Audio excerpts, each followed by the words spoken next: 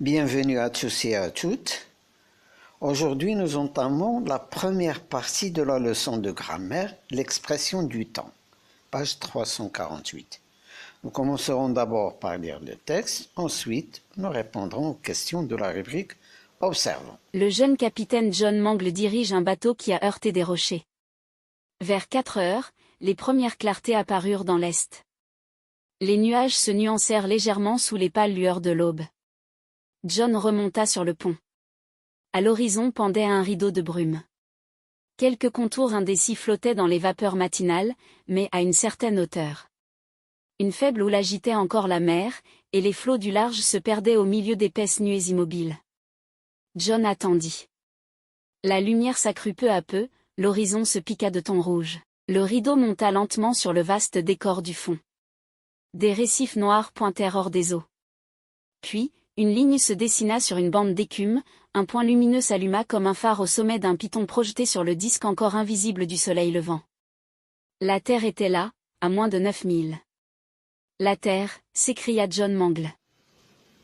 Alors après avoir écouté la lecture de ce texte, voyons à présent les consignes que nous avons dans la rubrique « Observons ». Elles sont au nombre de 4. Nous allons les voir une à une. Alors dans la première consigne, on vous dit quel mot ou groupe de mots en italique donne une indication de lieu, lesquels donnent une indication de temps. Alors les mots ou groupes de mots qui donnent une indication de lieu sont sous les pâles lueurs de l'aube, mais à une certaine hauteur, au milieu d'épaisses nuées immobiles. Et les mots ou groupes de mots qui donnent des indications de temps, vous avez encore peu à peu. Deuxième série de consignes, on vous dit quelle est la nature grammaticale du premier groupe de mots. Indique-t-il un moment ou une durée? Alors le groupe de mots dont il s'agit, c'est vers 4 heures.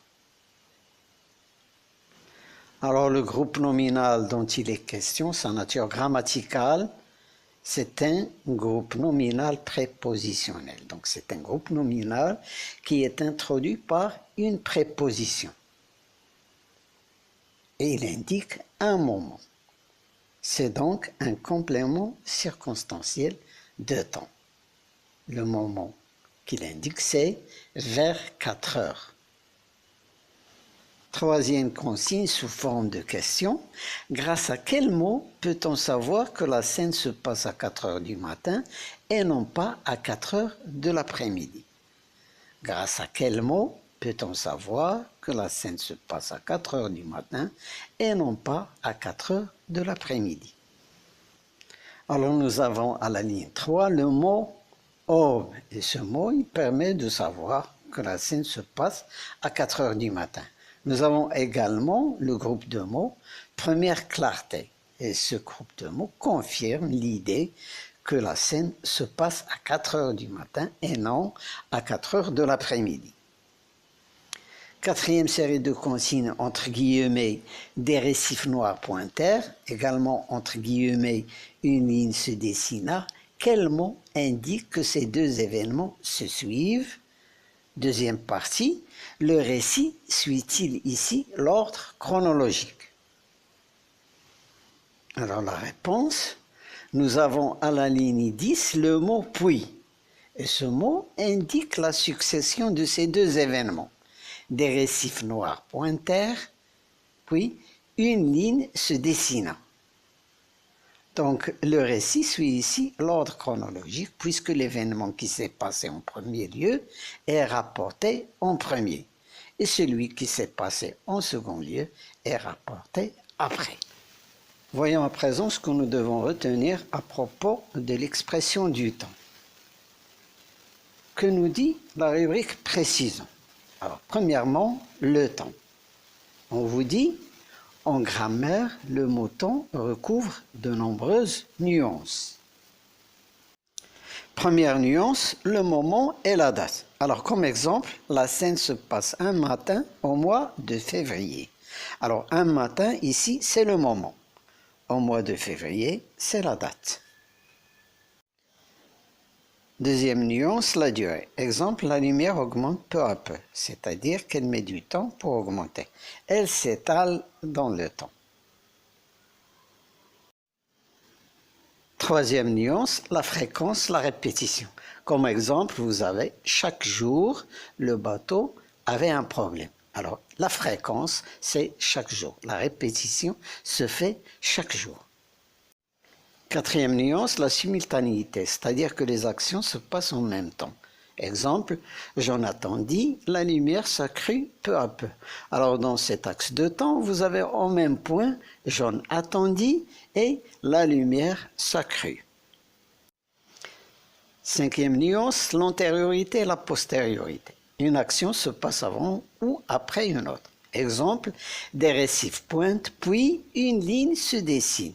Alors dans cet axe de temps, vous avez en premier lieu des récifs pointent, c'est l'action antérieure, et puis vous avez après une ligne se dessine, c'est l'action postérieure. Et pour exprimer toutes ces nuances, la langue dispose de différents moyens. Des moyens implicites, des propositions indépendantes juxtaposées ou coordonnées. Il aperçut la terre, il se mit à crier sa joie. Là, ce sont deux propositions indépendantes juxtaposées. Après, vous avez « il aperçut la terre » et une conjonction de coordination, se mit à crier sa joie. Là, nous avons deux propositions indépendantes coordonnées.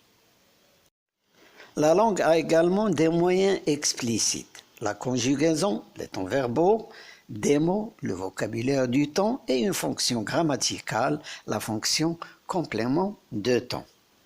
Deuxièmement, les temps verbaux. Alors, les temps verbaux permettent de situer une action dans le temps. Le passé, le présent, le futur. Exemple, John remonta sur le pont. Ici, le passé simple situe l'action de remonter dans le passé. De plus, les temps composés permettent de situer une action avant une autre. Exemple, John remonta sur le pont quand il eut fini de dormir. Ici, le passé antérieur, eut fini de dormir, situe une action de finir avant celle de remonter. Troisièmement, le vocabulaire du temps. Alors, ce vocabulaire permet d'exprimer toutes les nuances de temps. Par exemple, si vous voulez exprimer le moment ou la date, vous pouvez utiliser comme nom matin, soir, aube, crépuscule, lundi. Et comme adjectif qualificatif, matinal, diurne, nocturne. Comme verbe, vous pouvez utiliser se passer, se produire, survenir. Et comme adverbe, vous pouvez utiliser hier, aujourd'hui ou demain. Pour exprimer la durée, on peut utiliser par exemple les noms instant, éternité, les adjectifs qualificatifs rapide, furtif, éternel, permanent, durable, les verbes durer, s'éterniser, les adverbes peu à peu, encore, longtemps, vite. Pour exprimer la fréquence, on peut utiliser par exemple le nom habitude, les adjectifs qualificatifs fréquents, habituel, quotidien, annuel, le verbe s'habituer, les adverbes rarement, parfois et souvent. Pour exprimer la répétition, on peut par exemple utiliser le nom recommencement, l'adjectif qualificatif répétitif, les verbes recommencer, répéter, l'adverbe encore. Pour exprimer la simultanéité, nous pouvons utiliser par exemple le nom coïncidence, les adjectifs qualificatifs simultanés, concomitants, le verbe coïncider et l'adverbe simultanément. Pour exprimer l'antériorité, on peut utiliser le nom la veille, les adjectifs qualificatifs précédents, passé, antérieur, le verbe précéder, les adverbes avant, auparavant. Et pour exprimer la postérité, on peut utiliser par exemple le nom le lendemain, les adjectifs qualificatifs suivants, futur, postérieur, les verbes suivre, succéder et les adverbes après et plus tard. Quatrièmement, la fonction complément de temps. Alors cette fonction peut être exercée par un nom, un groupe nominal ou pronominal introduit au nom par une préposition. Exemple, vers 4 heures, John remonta sur le pont. Après lui, les passagers montèrent un à un. Un verbe ou groupe verbal à l'infinitif. Exemple, avant de prendre une décision, il réfléchit longuement. Un adverbe ou une locution adverbiale. La lumière s'accroît peu à peu. Une proposition subordonnée participiale. La terre ayant apparu, le capitaine laissa éclater sa joie. Une proposition subordonnée conjonctive. Quand la terre apparut, le capitaine laissa éclater sa joie. Et là, enfin, vous avez une liste des principales prépositions de temps, des principales locutions prépositives de temps, des principaux adverbes de temps et des principales locutions adverbiales de temps. Alors, la séance d'aujourd'hui est terminée. Au revoir et à bientôt pour une nouvelle leçon.